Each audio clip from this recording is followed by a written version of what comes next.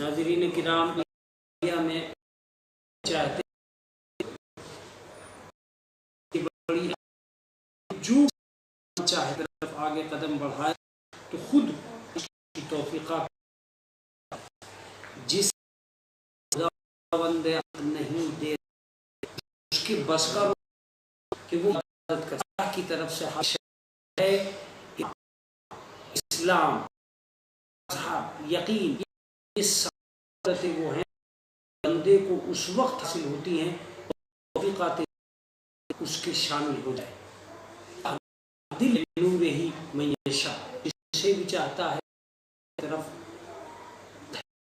ادی من احبب عالم رسول تھا، تم بھی ہدایت نہیں کرتے جسے تم چاہو. اس کا پروردگار عالم یہدی پتہ ہے نے باقاعدہ کہہ رہا کہ آپ کیجیے، کام کیجیے، آپ کو ہوگا اپنی دوپہر شام کیجیے کہ ہم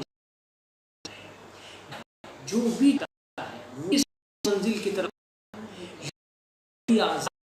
ورنہ ایک باتیں آپ کو ضرور یاد آئیں گی اور ضرور بھی ضرور یہ سوچنے لیں یقینی طور پر یہ بالکل سچ. میں نے آپ کی خدمت میں نماز صبح سے متعلق بحث کی.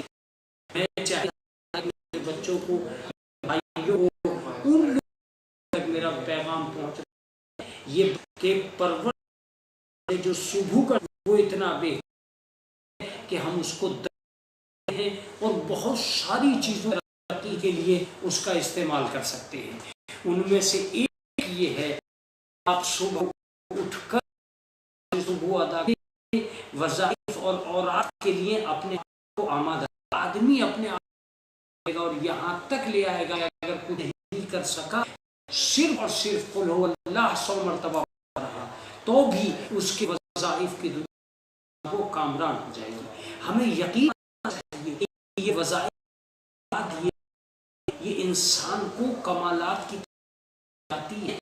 ایک دن ارشاد ہوا ہے، دیکھیے یہ مستحبی نماز میں سے نماز شب کے لیے جملہ خداوند عالم نے مجید میں رکھا فتحجد باللیل رب کا محمودہ.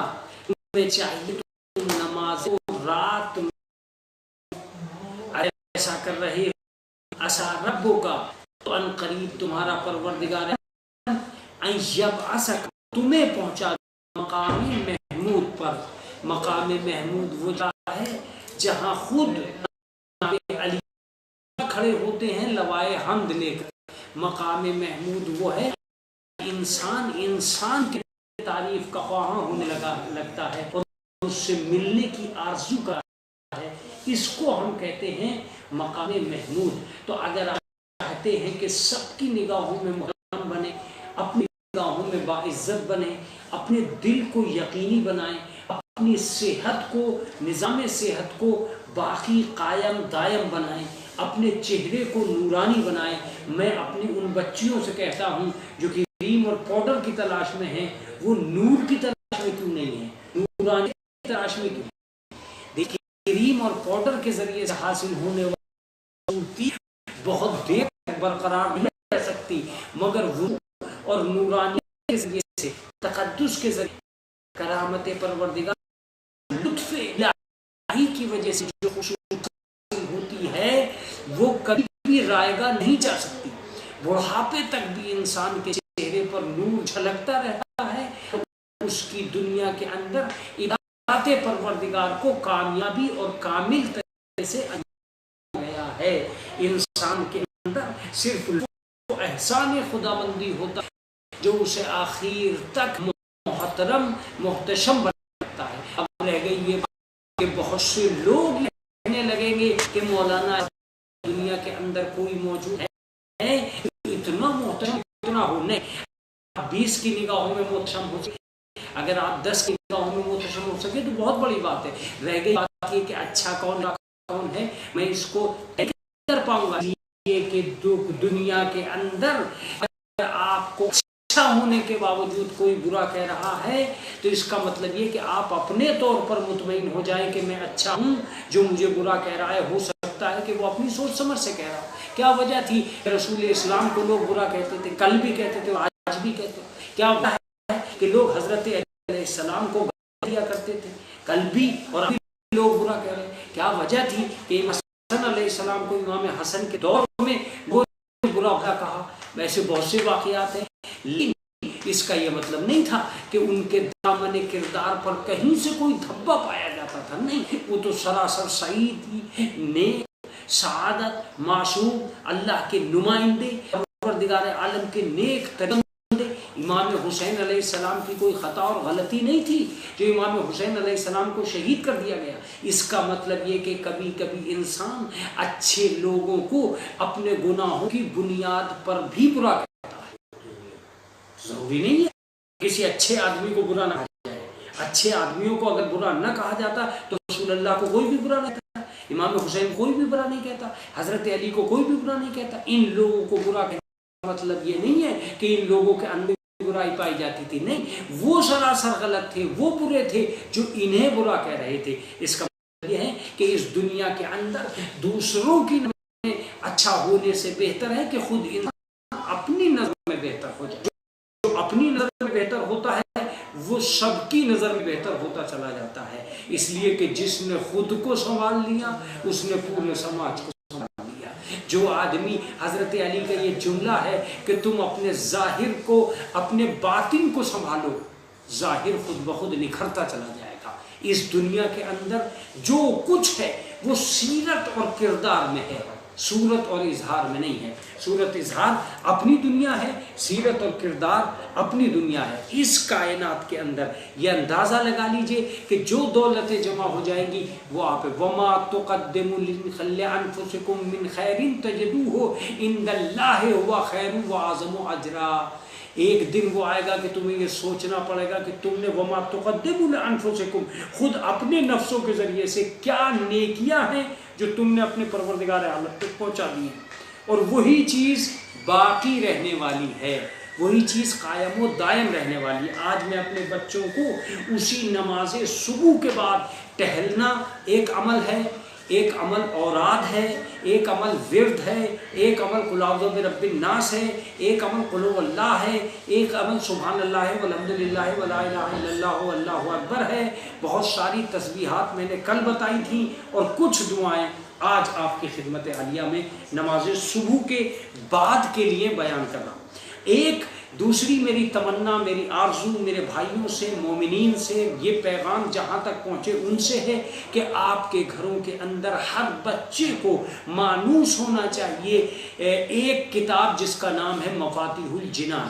اس دور میں مفاتیح الجنان دعاؤں کا وہ مشہور ترین مجموعہ ہے، اور وہ کتاب ہے جو ہمارے گھروں کے لیے ایک ہے، ایک بہترین دعاؤں کا مجموعہ ہے۔ آج کی دنیا میں آپ جتنے بھی لوگ زیارات کرنے کے لیے گئے ہیں انہوں نے دیکھا ہوگا کہ مفاتیح الجنان ہر حرم میں رکھی ہوئی ہے۔ یہ بہت بڑی سی کتاب ہے اور یہ ہر گھر میں ہونا لازمی ہے۔ ہر آدمی کو مفاتیح الجنان سے وابستہ ہونا بہت ضروری ہے۔ شیخ عباس قمی علیہ الرحمہ کی لکھی ہوئی یہ کتاب ہے، اور اس کتاب کے اندر مختلف دعائیں، مختلف کامیاب و کامران اعمال، مختلف نہیں، میں یہ سمجھتا ہوں کہ اس دور کی بہترین دعا ہے۔ حالانکہ پہلے دور میں بھی بہت ساری کتابیں تھیں، جیسے زاد الصالحین، جیسے مسار الشیعہ، اور بہت جیسے مصباح المتحجد، یہ بہت ساری کتابیں تھیں جو اس سے پچھلے دور میں، لیکن اس دور میں مفاتیح الجنان یا گجراتی افراد کے اندر مجموعہ دعاؤں کا جو ہر گھر میں ہوتا ہی ہے، گجراتی کے ہر گھر میں ہوتا ہے، لیکن میں ان لوگوں کے لیے کہہ رہا ہوں کہ جو اردو سے وابستہ ہے، مفاتیح الجنان ہر لینگویج میں لکھی گئی ہے، ہر لینگویج میں، اردو میں بھی ہے، ہندی میں بھی ہے، انگلش میں بھی ہے، عربی میں بھی ہے، فارسی میں بھی ہے۔ مفاتیح الجنان پھر لکھ لیجئے تاکہ آپ ڈیمانڈ کریں اپنے گھروں میں اس کو لا کر رکھیں، یہ ہر جگہ ملتی ہے، قریب ترین شہر سے کتابوں کے منگوائیے۔ مفاتیح الجنان کا گھر میں نہ ہونا اس بات کا ثبوت ہوتا ہے کہ آپ نہ اپنے امام سے محبت کر پا رہے ہیں، نہ اپنے علماء سے محبت کر رہے ہیں، نہ اولیاء سے محبت کر پا رہے ہیں، نہ صلحاء سے محبت کر پا رہے ہیں۔ مفاتیح الجنان کا مطلب وہ خزانہ جو ہمارے ائمہ کرام کی جانب سے ہمیں دیا گیا ہے، وہ اس کتاب کے اندر ذکر کیا گیا۔ مفاتیح الجنان ایک ایسی کتاب ہے جو ہر گھر کے اندر نہ ہونے کا مطلب دین کی طرف سے تساہلی ہے، تغافل ہے، اور یہ تغافل بالکل نہیں ہونا چاہیے۔ اس لیے نہیں ہونا چاہیے کہ جتنی بھی باتیں بتائی گئی ہیں وہ صرف اور صرف مفاتیح الجنان میں ہیں۔ آج میپ طے کیجئے، آج اپنے جدید نظریات کے ساتھ اپنے دین میں آگے بڑھیں۔ سب سے بڑی بات یہ ہے، میں آپ سے بار بار ایک جملہ کہہ رہا ہوں کہ آپ کی دنیا صبح و شام کی انگلی پکڑ کے یوں ہی چلتی رہے گی، مگر آپ کے دین کو اپنی طاقت پر چلانا پڑے گا۔ میں یہ نہیں کہہ رہا ہوں آپ سے کہ آپ نماز پڑھیے، نہیں، نماز تو آپ کو پڑھنا ہی پڑھنا ہے، اس لیے کہ جو آدمی نماز نہیں پڑھتا اس دنیا کے اندر اس کو پچھتانا پڑتا ہے، پچھتانا پڑتا ہے۔ نماز پڑھنے کا مطلب یہ ہوا کہ نماز پڑھنے میں بھی میرے کہنے کا مطلب یہ ہے، میں اپنے بھائیوں تک یہ پیغام پہنچا دینا چاہتا ہوں کہ نماز پڑھنے میں بھی 3 طریقے سے آدمی کام آتا ہے۔ پہلا طریقہ نماز کیا ہے، دوسرا سلیقہ نماز کیا ہے، تیسرا حدیقہ نماز کیا ہے۔ اب یہ عجیب و غریب باتیں ہیں جو آپ تک پہنچ رہی ہیں۔ طریقہ وہی ہے جو ماں باپ نے بتا دیا کہ الحمد پڑھو، انا اعطینا، دوسری رکعت میں پھر الحمد پڑھو، دوسرا قل اللہ پڑھو، رکوع میں سبحان ربی العظیم حمد پڑھو۔ یہ بات ٹھیک ہے، لیکن اب آپ سید سجاد کو سید سجاد کیوں کہہ رہے ہیں؟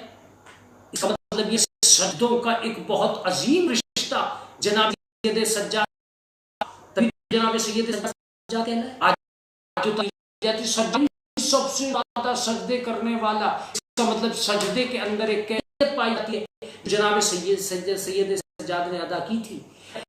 یہ کیفیت ہے تو ہر آدمی کو کوشش چاہیے کہ اپنے سجدے کو دوسروں کے سجدوں سے کرے۔ اگر یہ ممکن ہے تو ڈھونڈو کتنے سجدے ہیں، کہاں تک وہ سجدے آئیں گے، کون سے وہ سجدے ہیں جو انسان کو بلند کر سکتے ہیں، جو انسان کو بلندیاں دے سکتے ہیں، جو انسان کو رفعت کمال پہ پہنچا سکتے ہیں۔ ہاں یہ باتیں ہیں، آپ اگر تلاش کریں تب ہیں، اور اگر تلاش نہیں کرنا چاہتے تو یہ نہیں۔ تو میں آپ سے ایک لفظ کہہ چکا کہ شیخ عباس قمی کی اس کتاب میں صبح آپ پڑھ کے دیکھیے۔ میں آج چاہتا ہوں کہ آپ کی خدمت عالیہ میں اس کتاب کے بھی حوالے سے چند باتیں کہوں گا، لیکن پہلے میں اپنے بچے کو یہ بتا دوں کہ صبح کی نماز میں بہت ساری مشہور ترین دعائیں ہیں جو میرے بچوں کے پاس ہیں بھی اور نہیں بھی۔ صرف صبح کی نماز پڑھ کے واپس چلے آنا نہیں، کوشش کرو کہ جتنے اچھے ڈھنگ سے نماز پڑھو اتنے ہی اچھے ڈھنگ سے دعا مانگو۔ اس لیے کہ اگر بندہ نماز پڑھتا ہے اور دعا نہیں مانگتا تو پروردگار عالم اپنے اس کی نماز کیوں؟ اس لیے کہ یہ اپنے آپ کو مستغنی سمجھے، میرے آگے حاجت لے کر آیا ہی نہیں، میرے آگے ہاتھ تو پھیلا ہی نہیں، مجھ سے کچھ کہا تو نہیں۔ یہ وہ کہہ رہا ہے جس سے کہنے کی ضرورت نہیں ہے۔ اس کا مطلب کہ دعا مانگیے تاکہ دوسری چیزوں کی قبولیت طرف بن جائے۔ مال کا دار و مدار، نماز کا دار و مدار دعا پہ رکھ دیا گیا، مطلب یہ کا ہاتھ اٹھا اس بات کی دلیل ہوتا ہے کہ پروردگار میں تیری بارگاہ میں آ چکا ہوں۔ یہ بندے کا بہت ہوتا ہے، اگر اپنی بندہ کر دے تو خدا بند عالم اپنی رعیت میں کبھی باتیں جو کو بتانا چاہتا تھا تاکہ وہ اس لو کے ماحول میں اللہ کی طرف زیادہ تر قدم دے۔ اگر کچھ نہیں ملا اور دگا گیا تو امام حسین جملہ بولیے، اے معبود کھو دیا اس نے پایا کیا، اور جس نے تجھے پایا کھویا۔ اس کا مطلب یہ ہے کہ جسے پروردگار حاصل ہو اسے پوری دنیا حاصل ہو گئی۔ یہ باتیں وہی کہیں گے جن کے ذہن و دل و دماغ میں اللہ، جو اللہ کی کرتے ہیں۔ رسول اسلام کہتے ہیں من کل قلوب، اپنے پورے دل سے اپنے اللہ کو چاہو. اللہ کا مطلب والذین آمنوا اشد حبا للہ، جو لوگ مومن ہوتے ہیں وہ سب سے زیادہ محبت کرتے ہیں. پڑھتا جا رہا ہوں اور اس جملے کو ادا کر جا رہا ہوں. سورہ منافقون کی ایک آیت ہے جو مجھے یاد آ رہی ہے، لا تلہکم اموالکم واولادکم عن ذکر اللہ ومن یفعل ذلک فاولئک هم الخاسرون. اے ایمان لانے والو، تمہیں تمہارا مال اور تمہاری اولاد ذکر سے غافل نہ کر دے، ذکر الہی سے غافل نہ کر دے. اگر تم نے ایسا کیا ومن یفعل ذلک، اگر تم هم الخاسرون، گھاٹا اٹھانے والوں میں سے ہو جاؤ گے. اس کا صریحی مطلب یہ ہوا کہ ہم آپ یقیناً ایک کافر حیات ہیں، زندگی کا نقش و نگار آہستہ آہستہ اپنی منزل کی طرف چلے جا رہے ہیں. یہی وجہ ہے کہ کسی بھی گوشت ہوتا، اس لیے کہ سکون صرف اور صرف ایک ہی جگہ جا کے ملا کرتا ہے جب آدمی کو منزل مل جائے. سب چاہے کتنا ہی پانی ہو وہ کبھی سکون نہیں دے سکتا. گھر پہ آتے ہی چین، راحت، آرام، کیوں؟ آپ منزل پہ آ گئے. یہ حال زندگی کا ہے. جب تک یہ زندگی اپنی منزل مقصود پہ نہیں پہنچاتی اس سے سکون مل جاتا ہے. اس طرح بے مسلسل گھاٹے ہی گھاٹے آپ کی خدمت. سب بڑی دولت کے لیے کہ وہ ایک نعمت خداوندی ہے جو ہمارے اوپر سورج کے ساتھ اترتی ہے. اگر آپ اس میں چاہیں تو اس کی ساعتوں کو استعمال کر کے دماغ کو سکون، دل کو سکون، صحت کو سکون، جسم کو سکون، سانسوں کو سکون، اپنے نظام کو سکون، اپنی اولاد کو سکون. وہ بوڑھے جو اپنے گھروں میں ہیں اور اپنے خاندان والوں کی، اپنے گھر والوں کی پریشانی کا باعث بن رہے ہیں، میں ان سے اپیل کرتا ہوں کہ اپنے آپ کو مصلی کے حوالے کر کے دیکھیں. یہی گھر والے ان کی پوجا کرنے لگیں گے. کیوں؟ اس لیے کہ یہ ہمارے لیے دعائیں کریں گے. جب کسی انسان کو کسی انسان سے دعاؤں کی امید ہو جاتی ہے تو اسے محبت ہونے لگتی ہے. بہترین وقت ہے، اگر آپ کے پاس فرصت ہے تو اللہ کی طرف دوڑو، اور اگر آپ ادیم الفرصت ہیں تو اللہ کے لیے وقت کو تلاش کرو. اور اگر آپ کو زندگی میں اسپیشل کچھ کرنا ہے تو اسپیشل پروردگار عالم کے لیے وقت نکالو. جو اسپیشل وقت نکالتا ہے اللہ ایکسٹرا طور پر اس کے اوپر نظر کرم کرتا ہے. بات چل رہی تھی صبح کی، میں مسلسل اپنے بندوں پہ دباؤ بنا رہا ہوں، اپنے سننے والوں پہ دباؤ بنا رہا ہوں تاکہ وہ سنتے رہیں اور اپنے بچوں کو، خود کو، دوسروں کو ذکر الہی کی طرف لائیں. اس لیے کہ الا بذکر اللہ تطمئن القلوب، آگاہ ہو جاؤ کہ ذکر الہی سے دل مطمئن ہو جاتے ہیں. اطمینان کے بشیرے کو بیڈ نہیں کہتے، بہترین نیند کو اطمینان کہتے ہیں. ہو سکتا ہے کہ مخمل کا فرش بھی تمہیں چین سے نہ سونے دے. چین سے سونے کے لیے اطمینان کا ہونا ضروری ہے، اطمینان کے لیے ذکر الہی کا ہونا ضروری ہے.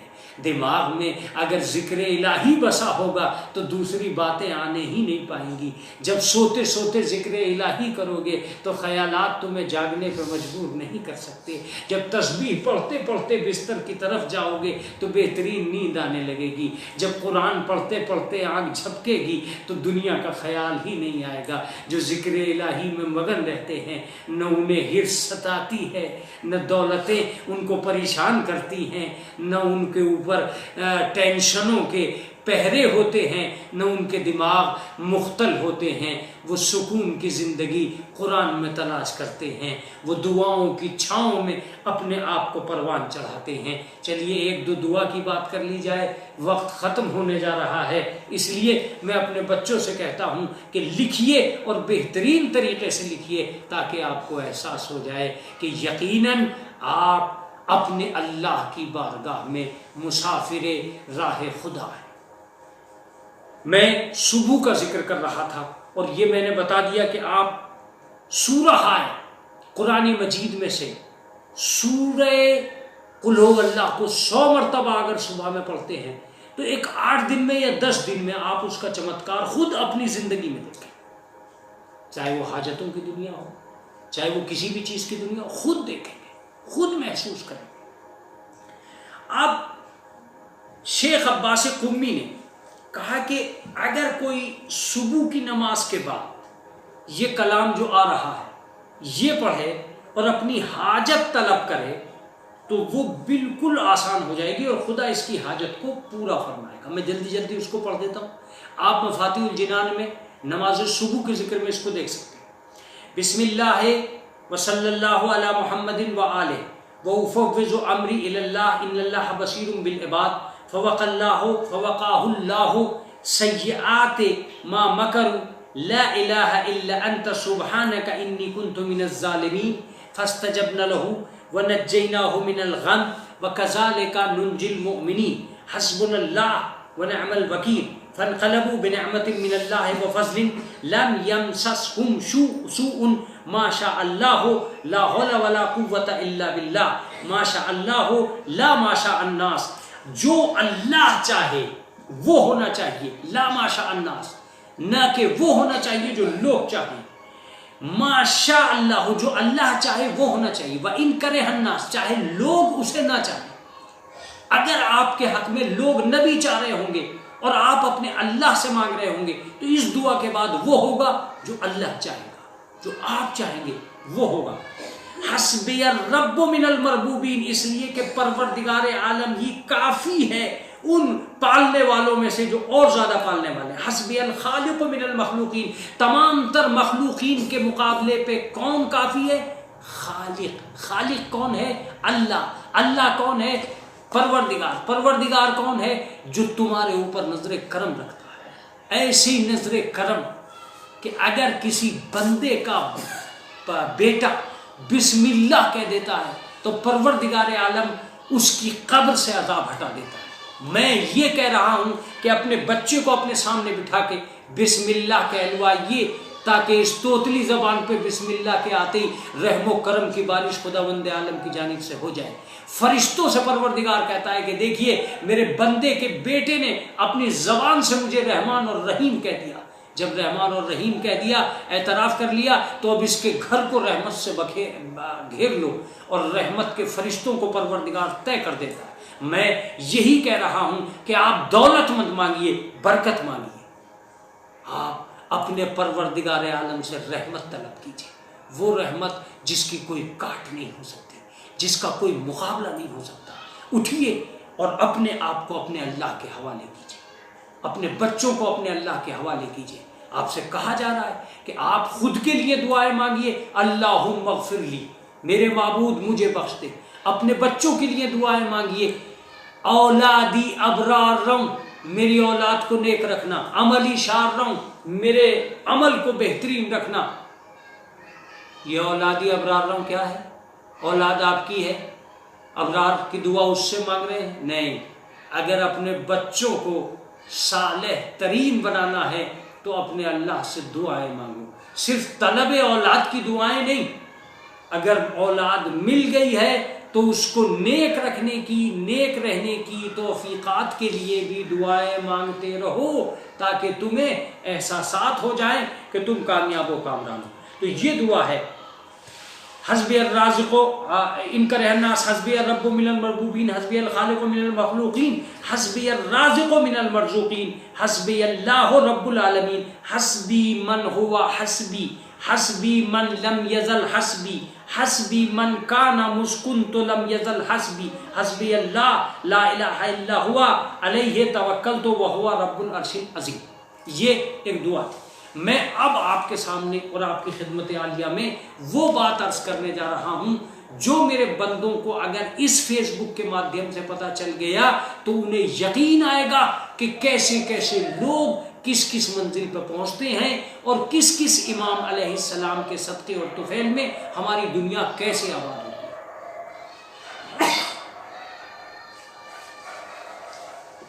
آج میں آپ حضرات کی خدمت عالیہ میں یہ بات اور عرض کر دینا چاہتا ہوں کہ اس کائنات کے اندر آپ چاہے کتنے ہی بڑے طاقتور کیوں نہ بن جائیں، لیکن آپ ان سے بلند و بالا نہیں ہو سکتے جو قوت الہی کا مظہر بن کے زمین پہ آئے تھے۔ آپ کے ہاتھ چاہے کتنے ہی لمبے کیوں نہ ہو جائیں مگر وہ ید اللہ نہیں ہو سکتے۔ آپ کی آنکھیں چاہے کتنی ہی نورانی کیوں نہ ہو جائے مگر آپ عین اللہ نہیں ہو سکتے۔ آپ کا نفس چاہے کتنا ہی مضبوط و محترم کیوں نہ ہو جائے مگر آپ نفس اللہ نہیں ہو سکتے۔ اس کا مطلب یہ ہے کہ ان کی طرف آپ کی نظر کا ہونا بہت ضروری ہے جو اس کی طرف سے مظہر صفات الہی بنا کر نازل کیے گئے تھے، جو قوت الہی بنا کر نازل کیے گئے تھے، جنہیں نفس اللہ کہا گیا ہے، جنہیں وجہ اللہ کہا گیا ہے، جو قوت الہی ہے اس کائنات کے اندر۔ ظاہر سی بات ہے، میں یہ کہہ رہا ہوں چاہے کوئی کتنا ہی بڑا ہو جائے، زمین کے کارناموں میں پتھر ہٹا سکتا ہے اپنی جگہ سے، مگر کیا کوئی سورج بھی پلٹا سکتا ہے؟ یہ اسی کا کام تھا جس کے بازوؤں میں قوت الہی پائی جاتی تھی۔ اس نے زمین پہ کھڑے ہو کر سورج کو پلٹایا تاکہ دنیا کو احساس ہو سکے کہ عوام کی طاقتیں اور ہوتی ہیں، امام کی طاقتیں اور ہوتی ہیں۔ آپ کو ان لوگوں سے اپنے آپ کو منسلک کرنا ہے، میں یہ کہہ چکا ہوں کل کی بحث میں۔ آج کی بحث میں میں اتنا چاہتا ہوں کہ آپ کو یہ بتاؤں کہ اس وقت ایک مومن کا فریضہ بنتا ہے کہ اپنے امام کو جو پردے غیب میں ہے کبھی فراموش نہ کرے۔ رات دن میں اگر التماس کرے تو انہی سے کرے، اگر التجا کرے تو انہی سے کرے۔ آج نہیں، جب سے میرے امام گئے ہیں تب سے لے کر آپ تک کروڑوں ہزاروں لوگوں کو امام علیہ السلام نے ان کے سامنے آ کر ان کی حاجتوں کو پورا کیا ہے، تمناؤں کو پورا کیا ہے۔ یہی وجہ ہے کہ جب میرے امام آئیں گے تو لوگ کہیں گے کہ ہم نے انہیں دیکھا ہے۔ سینکڑوں لوگوں کے کام آئے ہیں امام۔ میں کہہ رہا ہوں آپ سے اپنی زندگی کی کتابیں کھولو اور ان وقتوں کو یاد کرو جہاں کوئی تمہارا اپنا نہیں تھا مگر نہ جانے کون آیا جس نے تمہاری نیا کو پار لگا دیا۔ مصیبتوں کی اس دنیا کو یاد کرو جہاں کوئی نہیں تھا، ایک اجنبی نے آن کے تمہاری کشتی پار لگا دی۔ اگر ایسا ہوا ہے تو سوچو، امام علیہ السلام یہ ارشاد فرماتے ہیں کہ ہماری نظریں تمہارے اوپر جمی ہوئی ہیں۔ ایک عالم دین جو اس دور کے ایک بہت بڑے عالم دین سے نالاں تھے، رنجیدہ تھے۔ یہ کہا جاتا تھا کہ وہ عالم دین جن سے یہ رنجیدہ ہے یہ سمجھتے تھے کہ میں اپنے آپ میں بہت بلند ہوں اور وہ سمجھتے تھے کہ میں اپنے آپ میں بہت بلند ہوں۔ یہ ان سے کسی بات پر نالاں رہتے تھے، بہرحال ان سے سوال نہیں کرتے تھے، ان سے جواب نہیں کرتے تھے۔ وہ سیدزادے بھی تھے اور ان کے لیے یہ بھی ملتا تھا کہ یہ آیت اللہ حضرات میں سے۔ ان کا نام، یہ بہت زیادہ پریشانیوں میں مبتلا ہو گئے، ان کا نام ملا فتح علی سلطان آبادی تھا۔ کوئی صورت نہیں نکل کے آ رہی تھی کہیں سے کہ کشائش حالات پیدا ہو سکے، یعنی حالات میں کہیں سے آسانی پیدا ہو سکے۔ آخر کار امام سے استغاثہ کرنے لگے تو ایک دن رات کو خواب میں اپنے آپ کو کسی صحرا میں پایا، کسی جنگل میں پایا۔ جیسے ہی جنگل میں محسوس کیا تو کسی نے آ کر دیکھا کہ یہ پورا ایک جنگل ہے لیکن اس جنگل میں ایک نورانی خیمہ ہے۔ یہ آگے بڑھے تو ایک شخص سے ملاقات ہوئی۔ کہاں جا رہے ہو اخن؟ کہا کہ میں امام سے استغاثہ کر رہا ہوں آج کل متواتر۔ ارے کہاں، وہ امام کا خیمہ لگا ہوا ہے، یہ نورانی خیمہ امام ہی کا ہے، تم اس میں جاؤ اور جا کے اپنی باتیں بیان کرو۔ یہ بہت خوش ہوئے ملا فتح علی سلطان آبادی، ملا فتح علی سلطان آبادی یہ بہت خوش ہوئے اور انہوں نے جا کے اپنے امام کے نورانی خیمے کا پردہ اٹھا دیا۔ اب جو دیکھا تو امام مصلی پہ متمکن ہے۔ ظاہر سی بات ہے، یہ اس طرف سے داخل ہوئے تھے کہ امام کا چہرہ قبلے کی طرف تھا، یہ پیچھے کی طرف سے داخل ہوئے۔ انہوں نے سلام کیا، السلام علیک یا صاحب العصر والزمان، جواب آیا وعلیک السلام۔ ان کا نام لے کر جواب آیا۔ یہ سمجھ گئے کہ مولا ہی ہیں، اس لیے کہ بغیر دیکھے نام لے دیا۔ میں یہی کہہ رہا ہوں انہیں دیکھنے کی ضرورت نہیں ہے، حالانکہ وہ دیکھ رہے ہیں۔ بس انہوں نے ملا سلطان نے سوچا کہ اب آواز آئی، اپنی جگہ سے اپنی حاجتیں بیان کرنے کی کوشش کرو۔ کہا مولا میری یہی حاجت ہے۔ کہا دیکھو میرے خیمے کے فلاں گوشے میں ایک خیمہ ہے، وہ ایک سید زادے کا خیمہ ہے، اس سے جا کے اپنی حاجت بیان کرو۔ یہ کہتے ہیں کہ میں اس خیمے کی طرف بڑھنے لگا۔ امام نے جس خیمے کا اشارہ کیا تھا، جب یہ اس خیمے میں پہنچے تو وہاں جا کے ایک عجیب و غریب منظر دیکھا کہ ایک سید سند خبر معتمد عالم امجد سید محمد سلطان آبادی اس خیمے میں سجادے پر بیٹھے دعا و قرآن میں مشغول ہیں۔ اخوند نے سید پر سلام کر کے اپنی حالت بیان کی۔ سید نے کشائش اور وسعت رزق کے لیے دعا بتلائی۔ دعا کا بتلانا تھا کہ اچانک یہ بیدار ہو گئے، ان کی آنکھ کھل گئی، اب دیکھا کہ اپنے آپ گھر میں ہے، تو بڑے عجیب و غریب سوچنے لگے کہ میں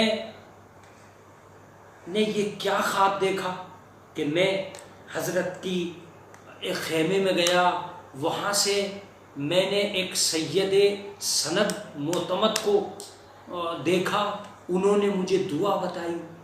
اب انہوں نے صبح کو سوچا کہ بھائی 1000 شکایتوں کے باوجود بھی میں سید کے پاس پہنچوں گا۔ یہ سید کی طرف چلے گئے اور انہوں نے جانے کا قصد کیا، حالانکہ اس سے پہلے اخوند اس سید بزرگوار سے کسی وجہ سے کہ جس کو بیان نہیں کرتے تھے کچھ مقدر تھے۔ جب سید کے گھر پہنچے تو دیکھا ویسے ہی جیسا کہ خواب میں دیکھا تھا، وہ سجادے پر بیٹھے ہیں، ذکر، دعا اور استغفار میں مشغول ہیں۔ امام کے قریب ترین افراد کی پہچان یہ ہے کہ وہ ذکر، دعا اور استغفار میں مشغول ہوتے ہیں۔ یقین کیجئے کہ نورانیت کی دنیا میں ان چیزوں کی کوئی قدر و قیمت نہیں ہے، جن چیزوں کو زمانے نے سجا کے انسانیت کے سامنے پیش کر دیا۔ کوئی حیثیت نہیں رکھتی ہے وہ غیبت جو گھنٹوں گھنٹوں ایک دوسرے کے سامنے بیٹھ کر چلتی رہتی ہے۔ اگر کوئی قیمت ہے تو اس ذکر کی قیمت ہے، اس استغفار کی قیمت ہے، اس ورد کی قیمت ہے جو انسان کی زبان پر خلوص کے ساتھ اپنے اللہ کے لیے جاری ہوتی ہے، اپنا اللہ کا نام اس کی زبان پہ آتا ہے۔ بس آخری جملے ہیں، سید کے گھر گئے اور دیکھا کہ وہ سجادے پر بیٹھے ذکر و دعا و استغفار میں مشغول ہیں۔ ان پر سلام کیا، سید نے جواب سلام دیا اور کچھ ایسا تبسم کیا کہ گویا اس واقعے کی اطلاع انہیں ہیں۔ اخوند نے ان سے اپنی کشائش کے لیے دعا طلب کی۔ سید نے انہیں وہی دعا بتلائی جو خواب میں تعلیم دی تھی۔ اخوند ملا فتح ملا محمد سلطان آبادی اس کے بعد سختی و بدحالی سے نجات پا گئے۔ آپ نے ملاحظہ فرمایا ایک عالم دین کشائش میں مبتلا ہوا، وہ ایک سید زادے کے خیمے میں امام کے اشارے سے پہنچا خواب میں، حقیقت میں جب اس کے گھر پہنچا تو اس نے وہی دعا بتائی جو امام نے بتائی تھی۔ امام کے دیے ہوئے تحفے ہیں، اسے فراموش نہ کیجیے، یاد کیجیے۔ اگر آپ امام کو کسی طرح بھی جانتے ہیں اور پہچانتے ہیں اور امام کو ماننا چاہتے ہیں تو یاد کیجیے۔ میں وہ دعا پڑھے دے رہا ہوں، بات ختم ہو گئی۔ یہ کہتے ہیں کہ پھر ایک زمانہ ان کے شاگرد بھی رہے۔ وہ چیز جو سید نے خواب میں اخوند کو بتلائی تھی وہ یہ ہے، وہ 3 چیزیں تھیں۔ پہلی، خوب غور سے سن لیجیے گا، پہلی فجر کے بعد یعنی نماز صبح کے بعد سینے پہ ہاتھ رکھ کر 70 مرتبہ یا فتاح ہو، سن لیا، 70 مرتبہ سینے پہ ہاتھ رکھ کر یا فتاح ہو یا فتاح ہو یا فتاح ہو یا فتاح ہو۔ نماز فجر کے بعد، نماز صبح کے بعد 70 مرتبہ سینے پہ ہاتھ رکھ کر یا فتاح ہو کہنے والے کو دنیا کی کوئی طاقت ہرا نہیں سکتی، پھر وہ فتح مند رہے گا، فتح مند رہے گا۔ اگر آپ یہ کام کرنا چاہتے ہیں تو آج مجھ سے تحفے کے طور پہ لے لیجئے، 70 مرتبہ سینے پہ ہاتھ رکھ کر یا فتح ہو یا فتح ہو یہ پڑھیں۔ یہی اخوند کو بتایا گیا تھا۔ دوسرے، اس دعا کو ہمیشہ پڑھیں، یہ دعا کافی میں ہے۔ حضرت رسول خدا نے ایک صحابی کو جو پریشانیوں مرض میں مبتلا تھے تعلیم فرمائی تھی۔ اس صحابی نے اس دعا کی برکت سے بہت تھوڑے زمانے میں مرض اور پریشانی دور ہو گئی تھی۔ 2 لائنوں کی دعا ہے، میں اپنا پروگرام تمام کر رہا ہوں۔ لا حول ولا قوة الا بالله توکلت علی الحی الذی لا يموت، توکلت علی الحی الذی لا يموت والحمد للہ الذی لم يتخذ ولدا ولم يكن له شریک فی الملک ولم يكن له ولی من الذل وکبرہ تکبیرا۔ بس 2 لائن کی دعا، لا حول ولا قوة الا باللہ توکلت علی الحی الذی لا يموت والحمد للہ الذی لم يتخذ ولدا ولم یکن له شریک فی الملک ولی من الذل وکبرہ تکبیرا اللہ اکبر الحمد للہ وآخر دعوانا ان الحمد للہ رب العالمین۔ پروردگار عالم